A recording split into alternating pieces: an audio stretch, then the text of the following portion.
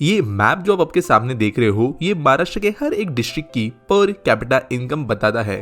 बिना ज्यादा गौर किए भी आप समझ सकते हो कि ईस्टर्न महाराष्ट्र के अंदर लोगों की वेल्थ कंपैरेटिवली बहुत कम है वेस्टर्न महाराष्ट्र से, जहां पर कोंकण और मुंबई एरियाज के पास रहने वाले लोगों की कमाई बहुत ज्यादा है। लेकिन ये जो रेड रीजन्स दिख रहे हैं, ये सिर्फ महाराष्ट्र के कंपैरिजन में कोई गरीब रीजन्स नहीं है। पूरे देश की भी अगर हम गरीब रीजन्स की पर कैपिटा इनकम के हिसाब से कंपेयर करें तो ये उनके साथ में स्टैंड करता है। और यह है देश के सबसे अमीर स्टेट के अंदर की हालत, जहां पर east and west and in fact central Maharashtra में भी वेल्थ डिस्पैरिटी बहुत बड़े पैमाने पर देखने मिलती है। पिछले कई दशकों से पॉलिटिशियंस और अलग अलग रूलिंग पार्टीज के द्वारा इस रीजन को अपलिफ्ट करने के लिए बातें कही गई है, लेकिन मल्टीपल ऐसे रीजंस है जो चाहे नेचुरल हो या अननेचुरल इस रीजन को पीछे ही रख रहे हैं। लेकिन अब खुल गया है समृद्धि महामार्ग। इसका नाम जो है समृद्धि महामार्ग वो इसीलिए रखा गया है ताकि जो ये सेंट्रल और ईस्टर्न महाराष्ट्र है वहां पर समृद्धि यानी प्रॉस्पेरिटी, वेल्थ, इन जैसी चीजें आ पाए। लेकिन एक हाईवे चीजें कैसे करेगा, इसी चीज के बारे में आज हम जानेंगे।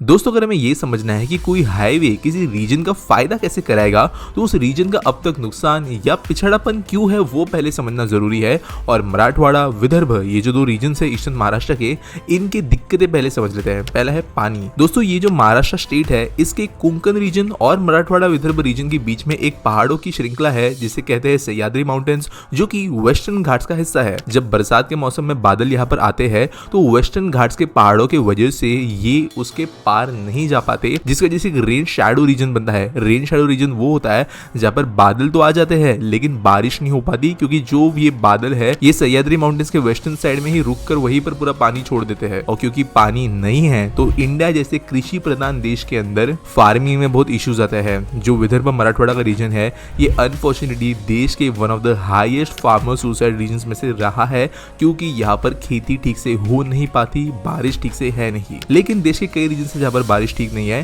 प्रॉब्लम यहाँ पर यह है कि बारिश जितनी भी आती है वो ठीक से संभाली भी नहीं जाती, इरिगेशन भी यहाँ पर ठीक से नहीं है। दशकों से यहाँ पर सेंटर के द्वारा फंड्स वैसे कम ही आए हैं कई रीजन्स के हिसाब से, लेकिन महाराष्ट्र स्टेट ने भी इंटरनली यहाँ पर इरिगेशन के लिए कोई बड़ा प्रोजेक्ट नहीं बनाया, कोई बड़ी इन्वेस्टमेंट नहीं की, जिसकी वजह से यहाँ पर कभी भी अच्छे तरीके की हाई प्रोडक्टिव फार्मिंग नहीं हो पाई। इसके बाद में प्रॉब्लम है कि अगर फार्मिंग में चीजें हो नहीं पा रही तो दूसरे इंडस्ट्री की तरफ लोग मूव कर सकते थे। लेकिन प्रॉब्लम ये था कि अगर कोई इंडस्ट्री का ओवरऑल रीजन में इंपैक्ट ले आना है नेशनल लेवल पे, तो उसकी कनेक्टिविटी अच्छी होना जरूरी है।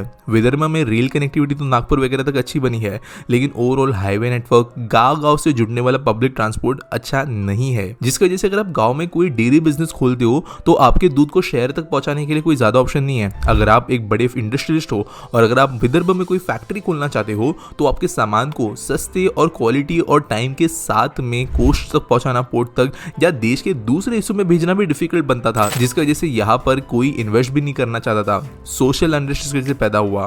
दोस्तों, हम जानते हैं हमारे देश के पॉलिटिक्स के अंदर हमेशा कास्टिज्म और सोशल अनरेस्ट का इस्तेमाल किया गया है। स्पेशली अगर हम आजादी के बाद के कुछ दशकों को देखें तो मेजरली चीज का इस्तेमाल किया गया है पॉलिटिकल बेनिफिट्स के लिए, और ये इस रीजन में भी हुआ जहां पर important infrastructure, farming, irrigation, watershed region की दिक्कतों को कम करना, इन चीजों को छोड़ते हुए यहाँ पर डिविजन्स क्रिएट करना, स्टेट्स को सेपरेट करने की बातें करना, लोगों के बीच में डिफरेंसेस ले आकर वोट बैंक बनाने जैसी चीजें होती रही और स्टेट बाकी चीजों में पीछे रह गया। लेकिन समृद्धि महामार्ग ये सारी चीजें एक एक करके सॉल्व करेगा। अब समझते हैं वो कैसे।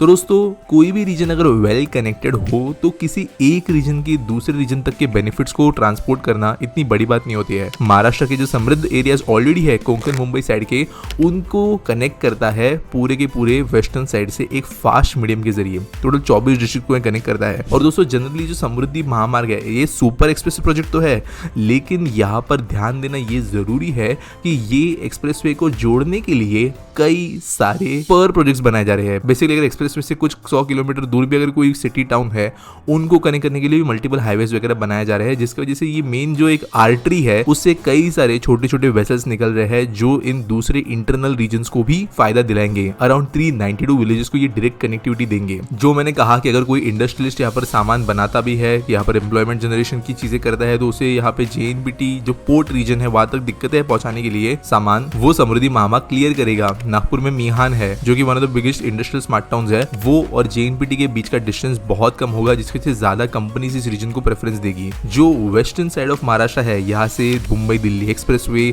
Western dedicated freight corridor, golden quadrilateral, ये सारी बड़ी कनेक्टिविटी प्रोजेक्ट्स गुजरते हैं। ये समृद्धि महामार्ग डायरेक्टली इन रीजन्स के अंदर से जो भी चीजें होती है उनको इन बड़े प्रोजेक्ट्स के साथ में कनेक्ट करेगा, जो बाकी पूरे देश में बाद में ट्रैवल हो सकते हैं। लेकिन इसके बाद में जो चीजें की जा रही है वो यहाँ के रीजन्स को डायरेक्टली इकोनॉमिकली बेनिफिट करेंगे विदाउट ऑर्गेनिक पार्टिसिपेशन, जो कि होगा यहाँ पे बनने वाले 19 नए टाउन्स। यहाँ पर बेसिकली कृषि समृद्धि नगर के नाम से ऐसे 19 अलग अलग विलेजेस या कह सकते हो शहर बनाए जा रहे हैं, जो कि स्पेसिफिकली डेडिकेटेड होंगे इकोनॉमिक एक्टिविटी को प्रमोट करने के लिए। 1000 से 1500 एकड़ के बीच में ये टाउन्स होंगे, जहाँ पर food processing industry, integrated logistics parks, domestic food parks, educational centres, skill development institutes, health care facilities, commercial and residential housing, इन जैसी चीजें बनाई जाएगी, जिनके लिए फंडिंग ऑलरेडी अरेंज कर ली गई है। क्योंकि ये टाउन्स बनेंगे तो जो भी आसपास का पूरा तालुका या रीजन होगा, वहां से लोग यहाँ पर अपने छोटे मोटे फार्मिंग के लिए रिलेटेड बिजनेस हो गए या फार्मिंग से सब्सिडाइज बिजनेस हो गए,